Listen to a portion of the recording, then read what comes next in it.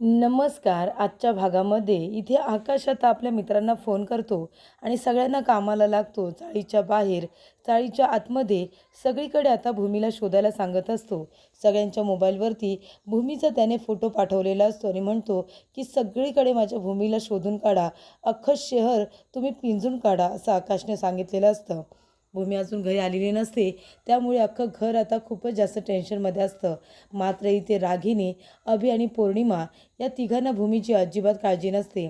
राजा काकासुद्धा सगळ्या पोलीस अधिकाऱ्यांना फोन करत असतात आणि भूमीचा लवकरात लवकर शोध घ्यायला सांगत असतात. तेव्हा इथे आजी म्हणत असतात की माझ्या भूमीच्या बाबतीत नेहमी असं का होत असतं. बिचारी सगळ्यांचं सगळं प्रेमाने करत असते, तरीसुद्धा माझ्या आकाशच्या आणि भूमीच्या आयुष्यामध्ये एवढे कठीण प्रसंग का येतात. त्यांच्याच मागे असे का वाईट प्रसंग सातत्याने येत असतात. त्या दोघांच्या संसाराला कुणाची दृष्ट लागली मला काही कळत नाही आहे. तेव्हा इथे रघु काका येतात आणि म्हणतात की आजी पाणी घ्या. तेव्हा इथे आजी म्हणत असतात नाही, मला पाणी वगैरे काही नको. माझी भूमी घरी आल्याशिवाय मी काही खाणार पिणार नाही आहे. तर इथे आकाशलासुद्धा भूमीची खूप जास्त आता काळजी वाटतच असते. तो पूर्णपणे रेसलेस झालेला असतो. तेव्हा इथे आता मानसी म्हणत असते की ताई नेहमी कठीण प्रसंग आले की सगळ्यांच्या समोर जाऊन उभी राहते. कुठलंही संकट आलं तरीसुद्धा स्वतः त्या संकटाशी दोन हात करत असते. ती स्वतःच्या जीवाची कधीही पर्वा करत नाही. ह्या वेळेला सुद्धा तिने असंच काहीतरी केलं आहे आणि म्हणूनच ताई आता घरामध्ये नाही आहे. कुठे गेली असेल माझी ताई. नेहमी फक्त दुसऱ्यांचा विचार करत असते. तेव्हा इथे आजी म्हणत असतात नाहीतर काय, सणासुदीच्या दिवशी माझी भूमी घरात नाही आहे. बिचारी कुठे असेल, काय करत असेल काही कळत नाही आहे. तेव्हा इथे आता पौर्णिमा म्हणत असते की तांडेलची बातमी दिली आणि त्यानंतरला तांडेलसुद्धा मेला आणि आता भूमीसुद्धा गायब आहे. म्हणजे या दोघांचा एकमेकांशी काही संबंध असेल का. माझी सासू उलट्या काळजाची आहे, ती काही करायला मागे पुढे बघणार नाही. तेव्हा इथे आता रागिनी आणि अभि दोघंजणं घरी येतात. रागिनी आपल्या नाटकाला सुरुवात करते. ती म्हणत असते की आकाश, अरे कुठे आपली भूमी अशी अचानक कशी काय गायब झाली. तेव्हा आकाश म्हणतो आत्या, मलासुद्धा कळत नाही आहे. भूमी नक्कीच कुठेतरी गेली आहे. तुला माहिती आहे आत्या, ती तांडेलला भेटायला गेली होती. कारण तांडेलने तिला बोलावलं होतं भेटायला. त्याला माहिती होतं की बॉम्ब ब्लास्टच्या मागे अजून कोणाचा हात आहे ते, आणि तेच सांगण्यासाठी त्याने भूमीला बोलावलं होतं आणि भूमी तिथे त्याला भेटायलाच गेली होती. पण आता तांडेलसुद्धा जिवंत नाही आहे. त्यालासुद्धा कुणीतरी मारून टाकले आणि भूमी गायब झाली. तेव्हा रागिनी म्हणते बापरे, मला याबद्दल तर काहीच माहिती नव्हतं. अभिने मला सांगितलं आणि लगेच मी तातडीने इथे निघून आले. तेव्हा आकाश म्हणतो आत्या, माझ्या भूमीला काही होणार तर नाही ना. माझ्या भूमीला जर काही झालं ना तर मी जिवंत राहू शकणार नाही आहे. रागिनी म्हणते काळजी करू नको बाळा, भूमीला काही होणार नाही आहे. तेव्हा इथे रघु काका म्हणतात की ह्या एवढं नाटक करतायत म्हणजे माझं संशय खरा ठरला. याच आहेत मालकीनबाईंना किडनॅप करण्याच्या मागे. यांनीच मालकीनबाईंना किडनॅप करून ठेवलं असेल. तेव्हा इथे आता रागिनी म्हणत असते आई योगेश्वरी, अगं काय गं हे, कशाला माझ्या भूमीच्या मागे एवढी संकटं आणतेस. माझ्या भूमीला सुखरूप ठेव आई योगेश्वरी.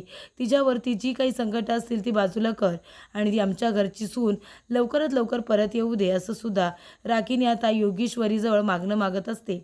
तेव्हा इथे राजाराम काका म्हणत असतात अगं रागिनी, तू अर्ध्यातूनच परत कुठे गेली होतीस गं. ऑफिसला आली होतीस ना, मग अर्ध्यातूनच कुठे गेली होतीस तू. तेव्हा इथे रघु काका म्हणतात मला माहितीच होतं यांनीच ते सगळं घडून आणलेलं आहे. आता तर माझा संशय खरा ठरला. कारण का आधी मला संशय होता की यांनीच केला असेल, पण ऑफिसमध्ये सुद्धा अर्ध्यातून कुठेतरी गेल्या होत्या. याच्यावरून मला कळलं की यांनीच मालकीनबाईंना काहीतरी विजा पोचवण्याचा प्रयत्न केलेला आहे आणि त्यासाठी त्यांना किडनॅपसुद्धा करून ठेवला असेल. तांडेललासुद्धा यांनीच मारलं असेल, असं सुद्धा रघु काका म्हणतात. त्यानंतर इथे भूमी आता स्वतःला बाहेर काढण्यासाठी प्रयत्न करत असते. ती आता इथे दाराच्या कडीला हात लावते तर कडीसुद्धा पूर्णपणे थंड पडलेली असते. त्यामुळे इथे आता कडीलासुद्धा ती हात लावू शकत नसते. तेव्हा इथे आता काय करावं काय नाही यासाठी भूमी प्रयत्न करत असते. तेव्हा वरती तिला एका लाल कपड्यामध्ये बांधलेला नारळ दिसतो. तेव्हा तिला काही करून ते काढायचं असतं. तर इकडे भूमी आता ते काढण्याचा प्रयत्न करत असते, पण तिचा हात त्या ठिकाणी पोहोचत नसतो. त्यानंतर इथे भूमी तिच्या हाताला खूप जोरात लागतं. तेव्हा ती आकाश अशी जोरात हाकसुद्धा मारते. तेव्हा इथे आकाशला आता तिचा भास होतो. तिने आपल्याला आवाज दिला आहे हे त्याला आता कळलेलं असतं. तेव्हा आकाश म्हणतो की भूमी माझी मला आवाज देते. ती कुठल्या तरी एकदम कठीण प्रसंगामध्ये आहे आणि ती मला मदतीसाठी आवाज देते. मला आताच तिची हाक ऐकू आलेली आहे. तेव्हा इथे अभि आता रागिणीला खुणावतो की आकाशला इथेच थांबून ठेव म्हणून. तेव्हा रागिणी म्हणत असते, आकाश, अरे आकाश नको काळजी करू. हे बघ आपली भूमी जिथे कुठे असेल ना, सुखरूप असेल, तू नको काळजी करू. तेव्हा राजाराम काका म्हणतात, रागिणी, तू माझ्या प्रश्नाचं उत्तर नाही दिलंस. पण मी मगाशी तुला विचारलं की तू ऑफिसमधून अर्ध्यातून कुठे गेली होतीस. तेव्हा रागिणी म्हणते, कुठे गेले होते म्हणजे काय, मी बँकेत गेले होते. आपल्या अकाउंटंट बरोबर काही बोलायचं होतं, महत्त्वाच्या गोष्टी म्हणून गेले होते, काही क्लिअर करायचं होतं. राजाराम काका म्हणतात, रागिनी तुझ्या लक्षात नाही आहे का, आगाच बँक हॉलिडे आहे ना, मग तू कशी काय बँकेमध्ये गेलीस, बँका तर बंद आहेत. तेव्हा रागिनी म्हणते, अहो बँक हॉलिडे आहे माहिती आहे, पण बँकेचं बॅक ऑफिस चालू होतं आणि त्यांना काही महत्त्वाचं डिस्कशन करायचं होतं म्हणून मला बोलावलं होतं, म्हणून मी अभिबरोबर गेले होते. तेव्हा इथे राजाराम काका म्हणतात, अगं तू काय बोलतेस, आता म्हणालीस की अकाउंटंट बरोबर गेली होतीस आणि आता अभिबरोबर म्हणतेस. तेव्हा इथे रागिनी म्हणते, अहो मला अभि आपला सोडायला आला होता तिथे. तेव्हा राजाराम काका म्हणतात, पण हॉलिडेच्या दिवशी बँका बॅक ऑफिस चालू ठेवतात हे तर मला माहितीच नव्हतं. मला तर आत्ताच कळतं हे, कारण मला आणि आकाशला याबद्दल बँकवाल्यांनी काही सांगितलेलं नाही आहे ना म्हणून, आणि तू सुद्धा आम्हाला काही नाही बोललीस. तेव्हा रागिनी म्हणते, अहो हे काय बोलताय तुम्ही, आता हे सगळं बोलायची वेळ आहे का. आता महत्त्वाचं काय आहे, भूमी घरी येणं सगळ्यात जास्त महत्त्वाचं आहे, त्या विषयावरती आपण बोलूया ना. तेव्हा इथे रघु काका म्हणतात, बास करा तुम्ही रागिनी मॅडम. अहो मला माहिती आहे सगळ्याच्या मागे तुम्हीच आहात, तुम्हीच मालकीनबाईंना किडनॅप केलेत माहिती आहे मला. तेव्हा इथे आकाश म्हणतो, अरे रघु काका तू आत्याबरोबर असं का बोलतोयस, काय झालं. तेव्हा इथे रघु काका म्हणत असतात की आकाश बाबा तुम्हाला नाही माहिती, अहो बॉम्ब ब्लास्ट प्रकरणामागे तांडेलबरोबर याच होत्या आणि तुम्हाला जेलमध्ये टाकणारे सुद्धा याच आहेत. तेव्हा इथे आकाश म्हणतो, रघु काका अरे काय बोलतोयस तू. रघु काका म्हणतो की आकाश बाबा मी खरं बोलतोय, मी आधीपासूनच तुम्हाला हे सांगण्याचा प्रयत्न करत होतो, त्यावेळेला मला धमकी येत होती, पण आता कुणालाही मी घाबरत नाही आहे. तुम्हाला जे काही करायचं ते तुम्ही करा, मी कुणालाही घाबरत नाही आहे. पण आज मी सगळं सत्य सांगणारच आणि सत्य सांगितल्यानंतर जे काही परिणाम होतील ते भोगायला सुद्धा मी तयार आहे. तेव्हा इथे आता रघु काका म्हणत असतात की मला माहिती आहे हे सगळं रागिनी मॅडमने केलं आहे, आधीपासून सांगणार होतो पण तेव्हा मला भीती वाटत होती, पण आता मी कुणालाही घाबरणार नाही आहे. मला माहिती आहे ना, तुम्हीच तांडेलला मारलं असेल, तुम्हीच बॉम्ब ब्लास्ट प्रकरणामध्ये तांडेलला साथ दिली होती, तुम्हीच सांगितलं होतं त्याला हे काम करायला, बॉम्ब ब्लास्ट घडून आणायला तुम्हीच सांगितलं होतं. रघु काका म्हणतात, आणि फ्रॉड केसमध्ये आकाशबाबांना सुद्धा तुम्हीच अडकवलं होतं. एवढंच नाही तर तुम्ही मालकीनबाईंना आणि आकाशबाबांना किती वेळा तरी मारण्याचा सुद्धा प्रयत्न केला होता. तेव्हा इथे रागिनी म्हणत असते, नाही आकाश, अरे मी काही नाही केले. रघु असं का बोलतोय मला, मी कशाला तुम्हाला मारण्याचा प्रयत्न करू, हे सगळं करून मला काय मिळणार आहे. तेव्हा रागिनी म्हणते, अरे रघु असं का बोलतोयस तू, मी खरं सांगते रे, मी काहीच केलेलं नाही आहे. तेव्हा रघु काका म्हणतात, मालकीनबाई बास करा ही नाटकं, बास करा. आता जेवढं खोटं बोललात ना तेवढं बास करा, कारण आता तुमचं पाप खूपच जास्त वाढलेलं आहे.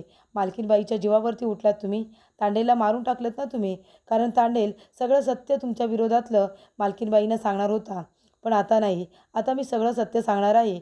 अभि म्हणतोय, रघु तुझी हिंमत कशी झाली रे माझ्या आईला बोलायची, हिंमत कशी झाली तुझी, आताच्या आता सांग. अरे माझी आई का त्या दोघांना मारण्याचा प्रयत्न करेल. आई जेव्हा माझे मामा मामी गेले तेव्हा आकाशची जी अवस्था झाली होती ती बघून माझ्या आईला किती त्रास झाला होता हे तुला माहिती नाही आहे का. आणि माझ्या आईने आम्हाला 2 भावंडांना घेऊन आमच्या बाबांबरोबर आमचं स्वतःचं घर सोडलं आणि आम्ही इथे येऊन राहतोय. आणि तू काय म्हणतोयस हे सगळं माझ्या आईने केलं आहे, कशासाठी, का करेल बरं. तेव्हा रघु काका म्हणतात, कारण त्यांना ही सगळी महाजनांची प्रॉपर्टी हवी आहे ना म्हणून. तेव्हा इथे आता रघुचा गळा अभि दाबत असतो. आजी म्हणतात, अरे अभि सोड त्याचा गळा, नाहीतर मरेल तो, कशाला त्याला एवढं मारतोयस. तेव्हा इथे आकाश म्हणतो, नाहीतर काय, अरे त्याच्याशी तू प्रेमाने व्यवस्थित बोल ना, त्याला असं रागून काय होणार आहे. तेव्हा इथे आकाश म्हणतो, हे बघा रघु काका काय झाले रे, तू का असं बोलतोयस, आत्याला गुन्हा करताना तू बघितलेस का. तेव्हा इथे अथर्व म्हणत असतो, रघु काका तुमच्याकडे काही पुरावा आहे का, तुम्ही हे सगळं बोलताय. तेव्हा अभि म्हणतो, आता बोल ना, आता बोल, आता आहे का सगळा पुरावा, असेल तर सगळ्यांसमोर इथे आत्ताच्या आत्ता दे बरं. माझ्या आईवरती बिनबुडाचे आरोप करतोस, माझ्या आईने या घरासाठी काय नाही केलं आहे, आणि तुझं म्हणणं काय आहे, माझी आई त्या भूमीला आणि आकाशला मारण्याचा प्रयत्न करते. लाज नाही वाटत तुला हे सगळं बोलताना, आणि बोललास तर बोललास, पुरावा आहे का तुझ्याकडे, असेल तर आत्ताच्या आत्ता दाखव. तेव्हा इथे रघु काका आता गप्पच बसतात, कारण रघु काकांकडे हे सगळं सिद्ध करण्यासाठी पुरावा अजिबात नसतो. रघु काका म्हणतात, माझ्याकडे माहिती सगळे आहे पण पुरावा अजिबात नाही आहे. आता जर मी काय बोलायला गेलो तर मीच आता बोलण्यामध्ये अडकीन आणि सगळ्यांच्या नजरेमध्ये वाईट होईल. तेव्हा आता मला गप्प राहायला हवं, आधी मालकीनबाईंना शोधून काढायला हवं आणि रागिनी मॅडमच्या विरोधामध्ये पुरावेसुद्धा गोळा करायला हवेत. तेव्हा इथे आकाश म्हणतो, अरे रघु काका, लक्ष कुठे आहे तुझं? मी मगापासून तुझ्याशी बोलतोय ना, पण तुझं लक्षच नाही आहे. मी तुला म्हणतोय की आपल्या घराच्या बागेच्या आवारात तू बघितलंस का भूमीला? कारण त्या तांडेलच्या माणसांना आहे ना, ते गुंड लोक आपल्या बागेतूनच घेऊन गेले होते. म्हणून मी तुला विचारतोय, तू बघितलंस का आपल्या भूमीला त्या बाजूला सगळीकडे आजूबाजूच्या परिसरामध्ये? तेव्हा इथे रघु काका म्हणतात, नाही आकाश बाबा, मी नाही बघितलं. त्यानंतर इथे भूमी आता तो नारळ काढण्याचा प्रयत्न करत असते. तिचा हात टेकत असतो. नंतर ती जाते तिथे एक आता जालीदार टब घेऊन येते. तो उपडी ठेवून त्याच्यावर चढून तो आता नारळ काढण्याचा प्रयत्न करत असते. नारळाला आता भूमीचा हातसुद्धा पोचत नसतो. तरीसुद्धा कसाबसा तो नारळ ती काढते. नारळ बाजूला पडतो आणि भूमीसुद्धा आता बाजूला पडलेली असते. त्यानंतर इथे भूमी आता बेशुद्धच होते. आकाश म्हणत असतो, कुठे असेल माझी भूमी? कुठल्या अवस्थेत असेल? कशी असेल? मला काही कळत नाही आहे. तेव्हा इथे आकाशला टेन्शनमध्ये बघून आता रागिनी आपलं नाटक सुरूच ठेवते. ती म्हणत असते, आकाश बाळा, आकाश, स्वतःला इतका त्रास करून घेऊ नकोस रे. हे बघ, तू आता काही खाल्लेलं नाही आहेस. चल बरं, 2 घास तरी खाऊन घे, तुला जरा बरं वाटेल. तेव्हा आकाश म्हणतो, आता हे काय बोलतेस तू? रागिनी म्हणते, अरे मग काय झालं? थोडं खाऊन घे आणि आराम कर ना. तेव्हा इथे आकाश म्हणतो, माझी भूमी घरात नाही आहे, मला एक घाससुद्धा जाणार नाही आहे. आणि राहिला प्रश्न आरामाचा, तो तर मी कधीच करणार नाही आहे. कारण मला माझी सगळ्यात जास्त महत्त्वाची भूमी आहे. आत्या, मी माझ्या भूमीला शोधून तर काढेनच, पण त्या माणसालासुद्धा शोधून काढेन, ज्याने माझ्या भूमीला आणि मला इतका त्रास दिला आहे. सोडणार नाही मी त्या माणसाला. आणि तो एकदा भेटला ना की पोलिसांच्या ताब्यात देईन आणि मग त्याला काय शिक्षा करायची आहे ना, हे सुद्धा मीच ठरवेन. तेव्हा रागिनी म्हणते, हो आकाश हो, अरे तू त्या माणसाला नक्की शोधून काढशील, मला माहिती आहे ना. अजिबात काळजी करू नको. पण हे बघ, आता भूमीला शोधणं सगळ्यात जास्त महत्त्वाचं आहे. तेव्हा आता भूमीला शोधायला पाहिजे. तेव्हा अभि म्हणत असतो की मी सुद्धा येतो आकाश तुझ्याबरोबर. आकाश म्हणतो, नाही नको. तेव्हा आकाश म्हणतो, आता मी आलो माझ्या भूमीला शोधून. तेव्हा इथे रागिनी म्हणत असते, योगेश्वरी, लवकरात लवकर भूमी सापडू दे. तेव्हा अभि आता सोबत जात असताना रघु काका म्हणतात की अभि दादा, तुम्ही कशाला जाते आकाश बाबांबरोबर? अथर्व दादाला जाऊ दे ना, कारण इथे आजींची सुद्धा तब्येत बिघडते. त्याच्यामुळे तुम्ही इथे थांबलात तर सगळ्यांवरती लक्ष ठेवाल. तेव्हा इथे अभि म्हणतो की अगदी बरोबर. अथर्व, तू एक काम कर, तू इथे थांब, मी आकाशबरोबर जातो. तेव्हा इथे अथर्वला जायचं असतं, पण आता अभि जात असतो, त्याच्यामुळे तो स्वतःहून आता थांबलेला असतो. त्यानंतर इथे मानसीसुद्धा खूप इमोशनल झालेली असते. ती म्हणते की सणासुदीचे दिवस आहेत आणि माझी बहीण इथे नाही आहे. तेव्हा आजी आता देवासमोर हात जोडतात आणि म्हणतात की आई योगेश्वरी, अगं आज जन्माष्टमी आहे, रात्री 12 वाजेपर्यंत तरी माझी सून घरी येऊ दे. माझ्या सुनेच्या हस्तून मला इथे आता जन्माष्टमीची पूजासुद्धा करायची होती. तेव्हा इथे आता भूमी पडलेली असते, ती बेशुद्ध झालेली असते. तिच्या इथे नाकाजवळ आता बर्फ तयार होत आलेला असतो. एवढं थंड तिथे आतमध्ये असतं.